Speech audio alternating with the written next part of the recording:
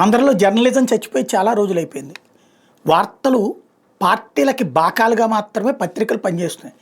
కాస్తో కోస్తో టీవీ ఛానళ్ళలో బ్రేకింగ్ల వల్ల 4 ముక్కలన్నా తెలుస్తున్నాయి, లేకపోతే అది కూడా తెలిసేది. సోషల్ మీడియా లేకపోతే ఏమీ తెలిసేది కాదు. పచ్చి బూతులే నిజాలుగా నమ్మేటటువంటి పరిస్థితి. పొగడ్తలతో ఒకళ్ళు, తెగడతలతో మరొకళ్ళు, అప్పుడైనా ఇప్పుడైనా. కనీసం సరే రాజకీయ వార్తల్లో దరిద్రం అట్టా పెట్టుకున్నారంటే అర్థం ఉంది. కానీ మిగతా అంశాలైనా, ప్రజలకు సంబంధించిన అంశాలైనా రాయాలి కదా.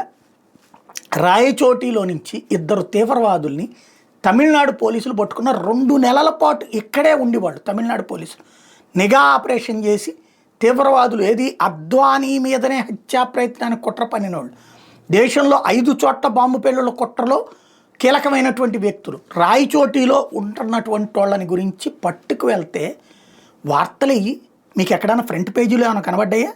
నథింగ్. నిన్న కానీ ఇవాళ కానీ లోపల పేజీలో ముక్క రాసి ఊరుకున్నారు. కనీసం దాని ఫాలో అప్ ఉండాలి కదా. వాళ్ళ ఇల్లు ఏంటి, వాళ్ళ చుట్టుపక్కల వాళ్ళతో మాట్లాడడం, వాళ్ళ భార్య పిల్లలు, వాళ్ళ బంధువులతో మాట్లాడడం, ఇక్కడికి వచ్చి ఉగ్రవాదులు మామూలు వ్యక్తులాగా చలామణి అయిపోతూ ఇక్కడ వాళ్ళని పెళ్ళిళ్ళు చేసేసుకున్నారు, కాపురాలు చేసేసారు. ఇక్కడ వాళ్ళు చాలామంది బంధువులు అయ్యారు.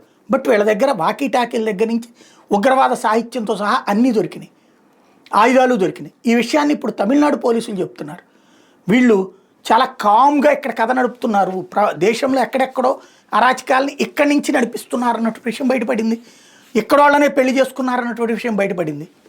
అంత పెద్ద ఇష్యూ జనావాసాల మధ్యలో, సాధారణ ప్రజల మధ్యలో తీవ్రవాదం చేసినటువంటి తీవ్రవాదులు ఇక్కడ షెల్టర్ జోన్గా వ్యవహరించారు అన్నటువంటి వార్త, దానికి వెనకాల ఉన్నటువంటి బ్యాక్గ్రౌండ్. తమిళనాడులో కూడా వీళ్ళ జర్నలిస్టులు ఉంటారు, అది పెట్టుకుని రాయాలి కదా. అక్కడ సిటీ ఎడిషన్లో ఏమైనా రాశారేమో తమిళనాడులో. ఆంధ్రాకి సంబంధించి అంత మేజర్ ఇష్యూ వార్తలు కూడా రాయడానికి లేదా ప్రజలకి తెలియజేయడానికి. ఎందుకంటే మన మధ్యలోనే తీవ్రవాదులు ఉంటున్నారంటే ఎంత డేంజరస్. మన విజయనగరంది ఇప్పుడు ఇది వార్తలు రాయలేకపోతున్నారు.